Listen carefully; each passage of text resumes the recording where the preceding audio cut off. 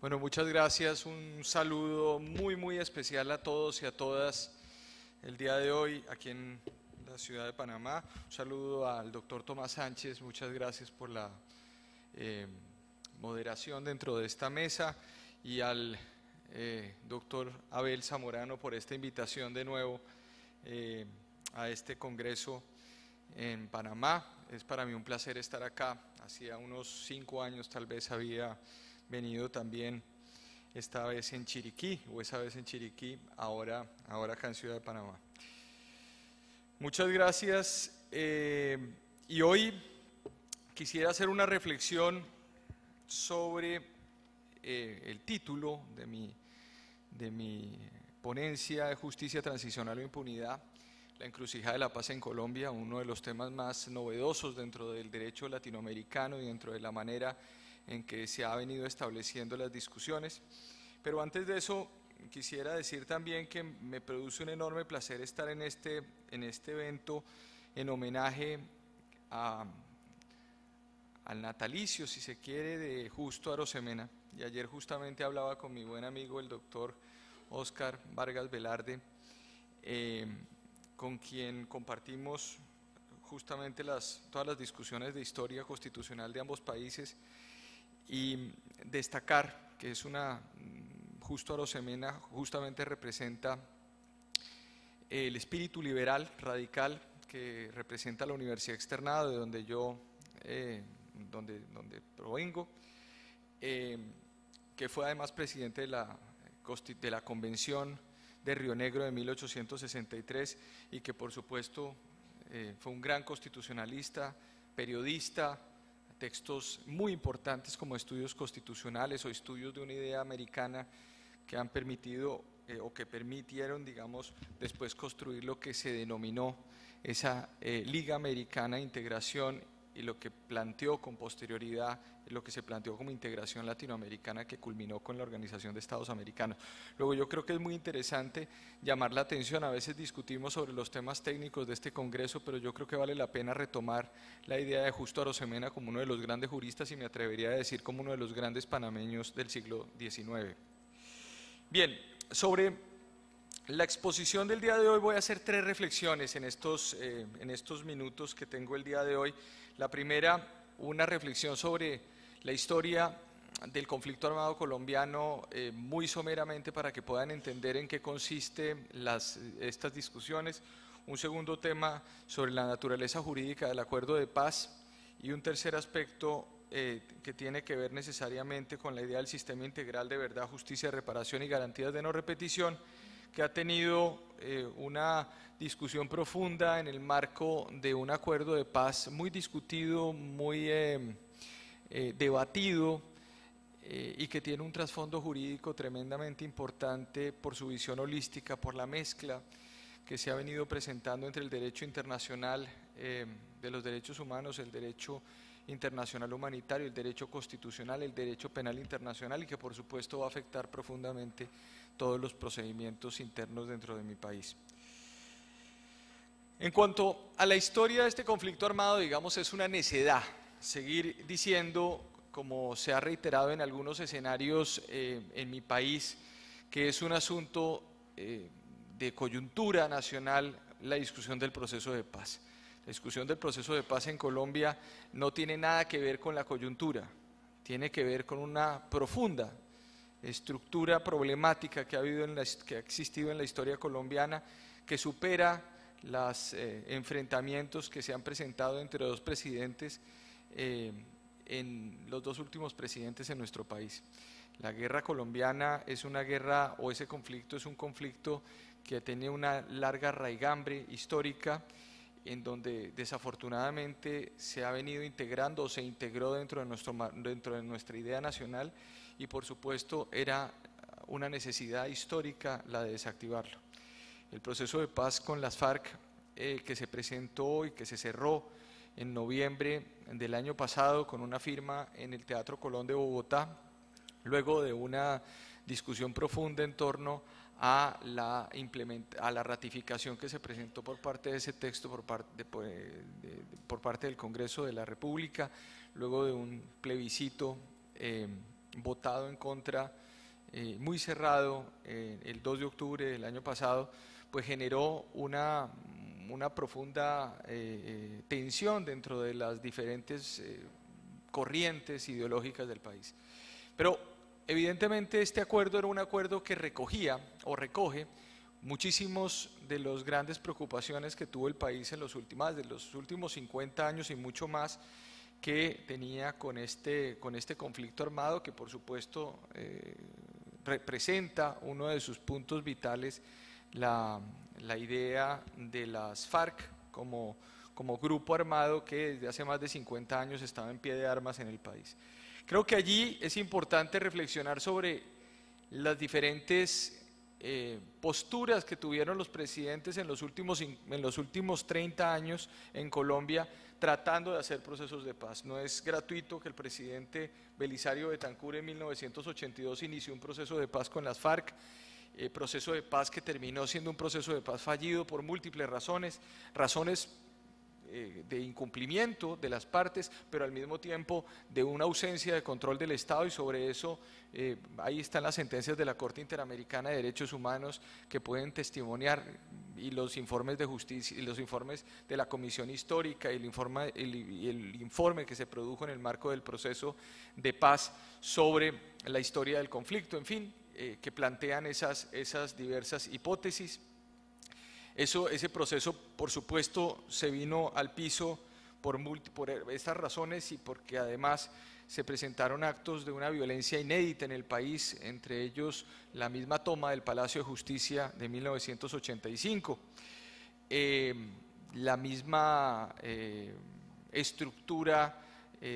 o surgimiento de grupos paramilitares en el país, y por supuesto la idea de una lucha contra el narcotráfico, que obviamente dejó también en medio de toda esta disputa el proceso de paz en curso. Posteriormente el mismo presidente César Gaviria intenta un proceso de paz en Tlaxcala, primero en Caracas, luego en Tlaxcala, y también se presenta un fracaso a este proceso en medio de una Asamblea Nacional Constituyente. Imagínense ustedes, se produce el mismo día que se votaba la Asamblea Nacional Constituyente, se votaba para elegir los miembros de la Asamblea Nacional Constituyente. Ese mismo día se produce un bombardeo a toda la zona donde se ubicaba ese grupo armado, las FARC, en Casa Verde, en la Uribe Meta. Luego, esto fue dilatando salidas del proceso, y recuerdo una frase muy compleja de Alfonso Cano, quien fue un líder de las FARC, que se despidió de Tlaxcala del grupo negociador del gobierno diciendo: no se pudo hacer la paz, entonces nos vemos en 10.000 muertos. Y efectivamente creo que se pudo cumplir también esa cifra, que es una cifra de víctimas de más de 8 millones, además de millones de personas que han sufrido los daños de este conflicto. Y después esto de nuevo termina, el presidente Samper intenta hacer un acuerdo, no lo logra por su debilidad política, el presidente Pastrana también lo intenta, hace todo un planteamiento en su gobierno que fracasa, no se reúnen con una agenda definida, y posteriormente el gobierno del presidente Uribe no lo intenta por razón de la aplicación de su política de seguridad democrática, y porque no se dieron las condiciones políticas tampoco para hacerlo, por múltiples razones que yo lo remitiría básicamente a todos estos asuntos de historia colombiana, pero que permiten entonces, con una guerrilla aminorada también por los ataques y por la acción de la fuerza pública en Colombia, sentarse el presidente Santos en un proceso de reconstrucción de estos acuerdos en una primera etapa, que es una etapa secreta, y posteriormente delimitando un temario efectivamente o definido previamente, temario que incluye 5 puntos. Esos puntos se refieren a desarrollo rural integral por una razón importantísima e histórica, y es que la guerrilla de las FARC es una guerrilla netamente agraria, diferente a los otros grupos que podrían operar en Colombia. En Colombia hay una guerrilla, la única guerrilla que queda es una guerrilla pequeña, digamos, que tiene un impacto importante en una zona del país como Arauca, que es y el norte de Santander, bueno, y otras regiones del país, que es el ELN, pero que no es una guerrilla en su origen agrario. En este caso, la guerrilla de las FARC es agraria. Un tema de narcotráfico, el acuerdo de víctimas y, por supuesto, la finalización del conflicto y la refrendación. Son los temas en general, a grosso modo, que se discuten en La Habana y que llevan a una postura, digamos, importante. Ahora, segundo tema, dejando este asunto meramente coyuntural y meramente, digamos, explicativo sobre la base de esta ponencia, es exactamente cuál es el objetivo de este acuerdo que se firma, que es lo que a mí me parece bien interesante. Uno, el acuerdo se firma no para beneficiar a la guerrilla de las FARC o para beneficiar a los otros actores, porque finalmente no es un acuerdo solamente en torno a las FARC, sino en torno a los diferentes actores que están involucrados en la violación de derechos humanos y derecho humanitario en Colombia, sino poner a las víctimas en el centro del debate. Es decir, las víctimas tienen que ser el centro del debate. Hay más o menos 241 referencias en 310 páginas del acuerdo a todas las acciones que tienen que tomar las víctimas. Luego, ese es uno de los temas fundamentales dentro de este acuerdo, en donde se abordan estos 5 puntos previos que yo les había dado y donde efectivamente se presentan diversas discusiones. Ahora, en cuanto a las discusiones jurídicas, efectivamente se dio una enorme discusión en torno a la naturaleza jurídica de este acuerdo. Es un acuerdo entre dos partes, presidente en representación de Colombia atado al artículo 189 de la Constitución Política y del otro lado un grupo insurgente que es las FARC que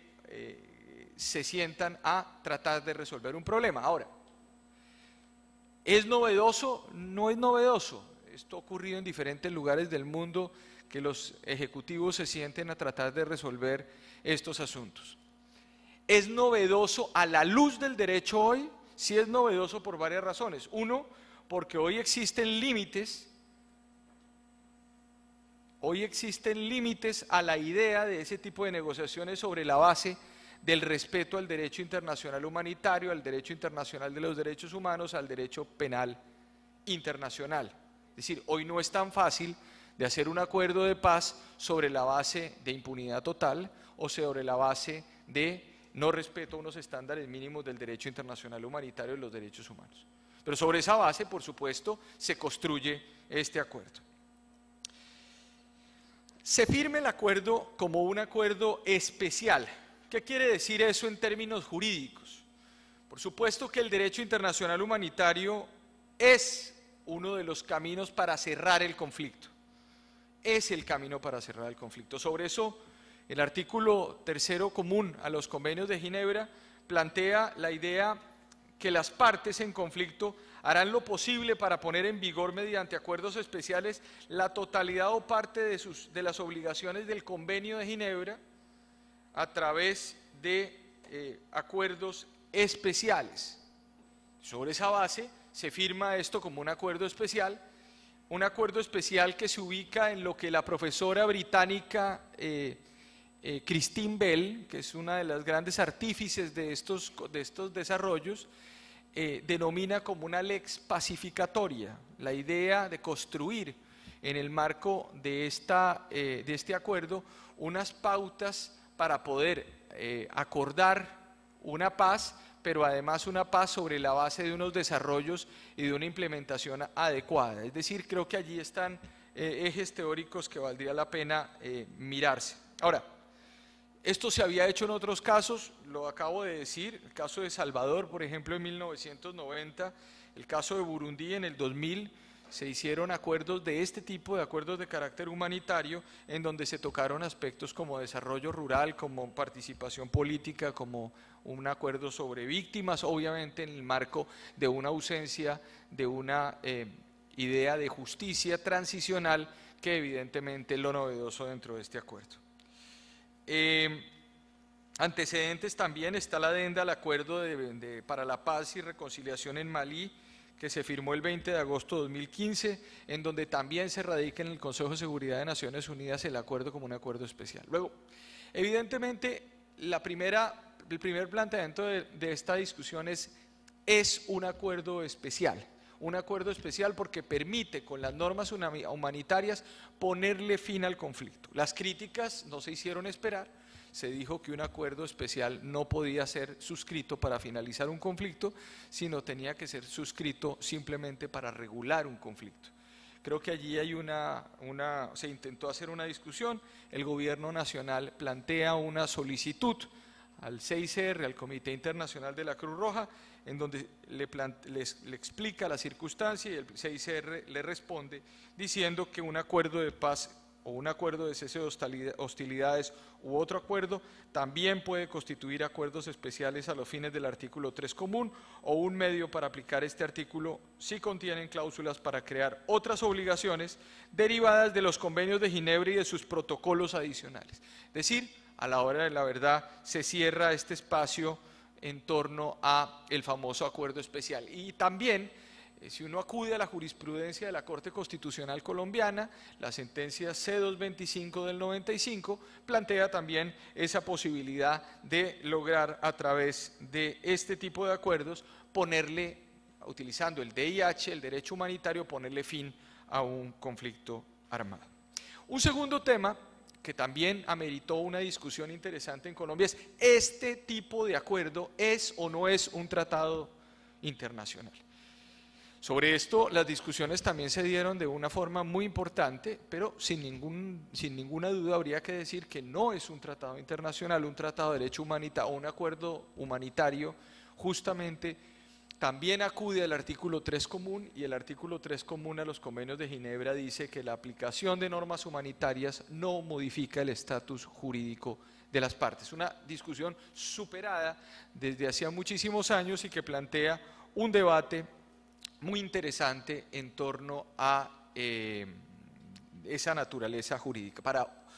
un sector importante también, o una crítica que se hizo, es que aquí había un tratado internacional porque se cumplían unas formalidades como depositar el acuerdo humanitario ante la Secretaría de Naciones Unidas y ante el Consejo Federal Suizo en Berna en torno al acuerdo humanitario. Básicamente esta idea pues es una idea que circuló profundamente en Colombia. Un tercer aspecto también, y que toca un poco con lo que se ha venido discutiendo y con estas nuevas dimensiones del derecho, que ayer incluso tocaba de forma amplia en torno a las víctimas o la noción de víctimas el doctor Jaime Orlando Santofimio, es la idea del bloque de convencionalidad o bloque de constitucionalidad, que ustedes saben que es una figura que ha empezado a ser utilizada de forma importante en algunos países que tienen una centrada cultura constitucional. El bloque de convencionalidad ha sido menos utilizado porque básicamente cabe dentro de lo que se llamaría el bloque de constitucionalidad dentro de nuestro país. En otros países como México, por ejemplo, el bloque de convencionalidad ha jugado un papel importante remitiéndose a lo que la jurisprudencia interamericana, en el caso Almonacid Arellano, por ejemplo, planteó en el año 2007. Bueno, acá el bloque de convencionalidad, o la idea de bloque de constitucionalidad de este acuerdo, pues generó una discusión también muy grande en Colombia. Y creo que lo que se estableció en un principio era que todo el acuerdo hacía parte del bloque de constitucionalidad, lo que se dijo que evidentemente era parte de una especie de sustitución constitucional. Eso es una palabra de moda y una teoría de moda en Colombia, que la Corte Constitucional ha venido desarrollando, y luego se aclaró o se ha venido aclarando este tema, y es que no se hizo una modificación después del 2 de octubre, la inclusión de todo el acuerdo dentro de la Constitución por una razón muy simple, y es que se incluye solamente aquellos asuntos que sean directamente relacionados con el derecho internacional humanitario, por una razón muy simple. El derecho internacional humanitario, como una norma consuetudinaria, pues hace parte del ordenamiento jurídico de forma directa a partir de una aplicación self-executing, es decir, de una aplicación en virtud del mismo control de convencionalidad o constitucionalidad que tenemos en Colombia. Figuras que no son exóticas al ordenamiento jurídico colombiano. El artículo 91 de la Constitución de Río Negro de 1863, que cuya convención justamente lideró Justo Arosemena, estableció que el derecho o que las normas internas debían integrar el derecho de gentes en el ordenamiento jurídico, y así con esa norma y con un desarrollo posterior que se hizo a través del Código Militar de 1881 en Colombia, el presidente Marroquín en 1903 pudo cerrar tres tratados o tres acuerdos en virtud del derecho de gentes con las fuerzas opositoras para poder utilizar y cerrar el conflicto armado sin ratificación alguna del Congreso. Creo que históricamente, no es que seamos tan imaginativos, sino que existen ya algunos de estos precedentes. El tercer punto tiene que ver con el sistema integral de verdad, justicia, reparación y garantías de no repetición que explica o que desarrolla este acuerdo. Eso es lo que hace diferente el acuerdo, es lo que plantea una salida diversa. La gran discusión entonces es qué tipo de justicia hay que plantearse, no solamente, y quiero, aquí ser muy claro, no solamente para las FARC, sino también para los militares, para la fuerza pública y para los terceros que participaron sin coacción en la promoción de actividades paramilitares. ¿Sí? Está involucrado todo. No podíamos en Colombia cerrar un conflicto sobre la base del castigo de unos y el premio a otros. Tenía que cerrarse para todos los actores en el marco no de justicia retributiva, es decir, una justicia carcelaria, sino en el marco de la idea de justicia transicional, que tiene una ampliación o que tiene una mirada totalmente diversa a la justicia meramente retributiva. En la medida en que aparece el derecho a la verdad, ayer también Jaime Orlando Santofimio habló de esas extensiones que se plantean a víctimas que no han solicitado o no han utilizado los medios judiciales y terminan siendo beneficiados por decisiones judiciales que se presentan en sede administrativa en el país, en donde se habla, por supuesto, de la verdad, de las garantías de no repetición, de la reparación integral y de esa idea de justicia transicional. Luego se construye un modelo alrededor de estos criterios, tratando de abordar el principio esencial del acuerdo, y es que este no es un acuerdo para beneficiar victimarios, sino es un acuerdo para beneficiar víctimas en el marco de unos procesos bien particulares. Este sistema integral tiene 5 puntos: una comisión para el esclarecimiento de la verdad y la no repetición, una unidad especial para la búsqueda de personas dadas por desaparecidas en el contexto y en razón del conflicto armado, elemento central de las garantías de no repetición, una jurisdicción especial de paz que está compuesta por un tribunal de paz y por unas salas de justicia, 3 salas de justicia que en este momento están siendo, existe un proceso en curso para la elección de los magistrados del Tribunal de Paz y de las salas,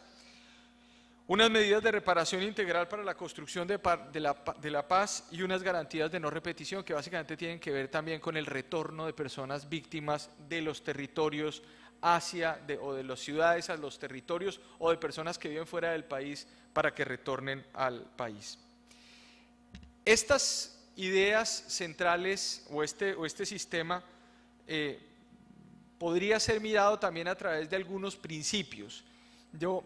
Es muy difícil en el tiempo en que tenemos poder explicar absolutamente todo, pero sí quiero que quede en la cabeza ciertas ideas que me parecen relevantes. La primera, la paz como derecho síntesis, es decir, se privilegia la paz en Colombia sobre los otros derechos, diciendo que es una condición, dice el numeral 75 del Acuerdo de Justicia,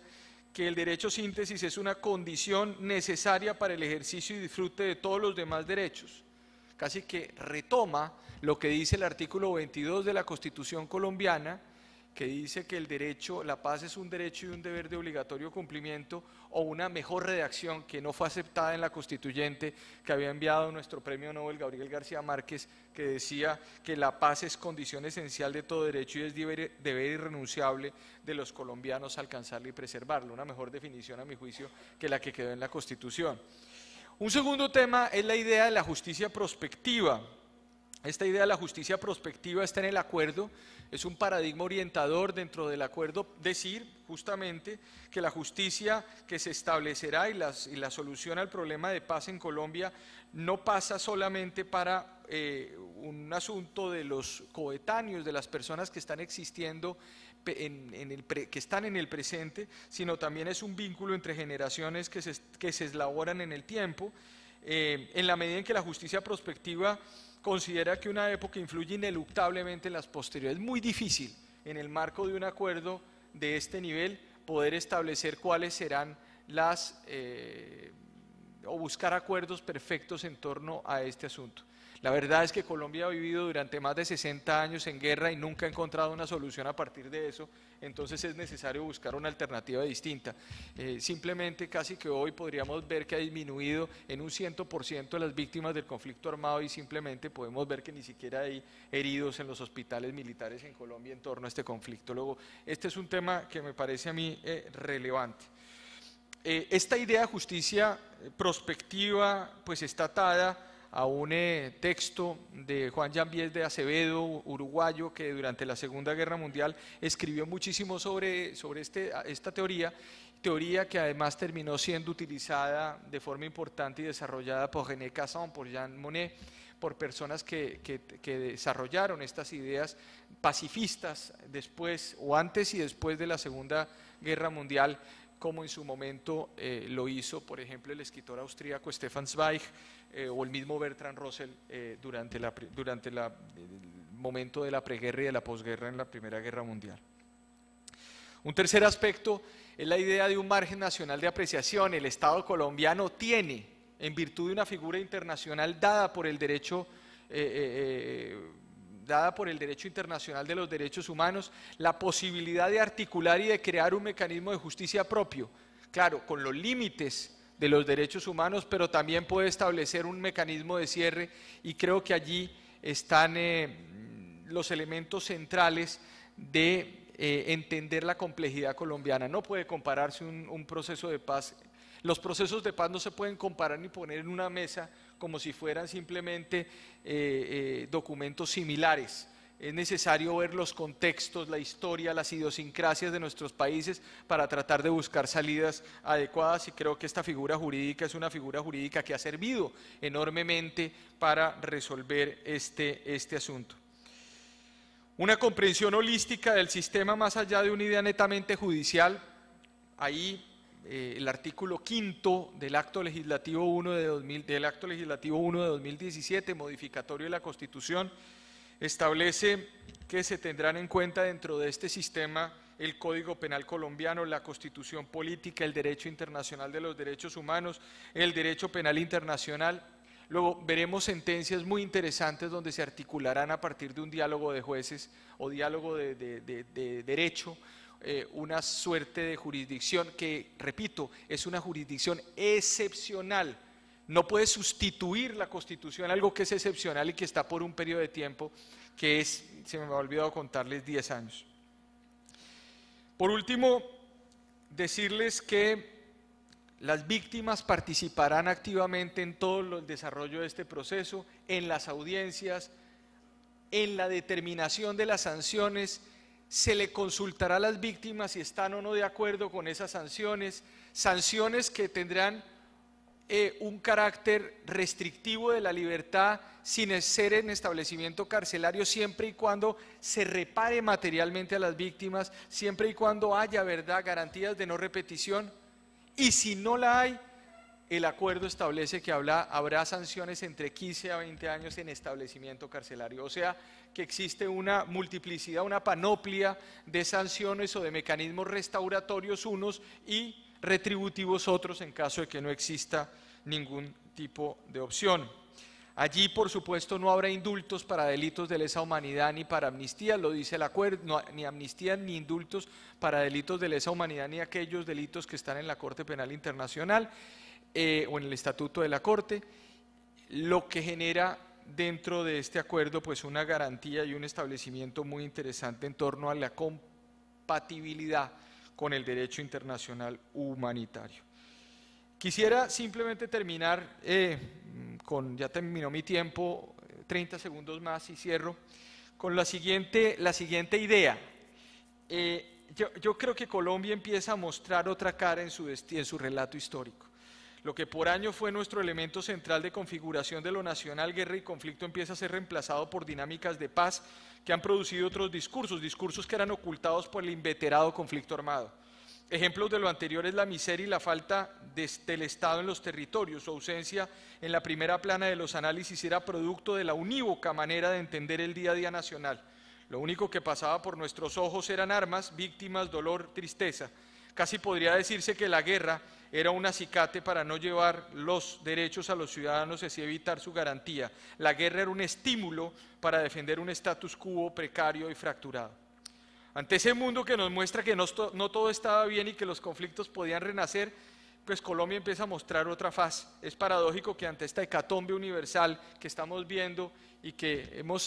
lo advertimos todos los días, lo de ayer en Barcelona es una de esas confirmaciones, nuestro país se convierta en sitio seguro de refugio para miles de venezolanos que huyen de su país por la guerra interna que viven. ¿Quién hubiera imaginado que la Colombia exangüe de los 80, el estado fallido de los analistas de los 90, tomado por las mafias, renace de las cenizas y quiere construir una nueva narrativa de paz? Lo único que nos queda es que, a pesar de las incertidumbres que son parte de la misma existencia humana, Colombia quiere ser otra cosa a ese país que era reconocido en el mundo como el templo de lo peor en el planeta. No debe caerse en el optimismo ciego, por supuesto, pero desconocer que somos otros sería una torpeza infinita. Es bueno recordar en estas calendas insólitas parte del discurso que pronunció Víctor Hugo en la ciudad de Jersey el 24 de febrero de 1854 y que tituló La Revolución Humana. El futuro tiene muchos nombres, para los débiles es lo inalcanzable, para los temerosos lo desconocido, para los pensadores y los valientes un ideal y una oportunidad. Muchísimas gracias.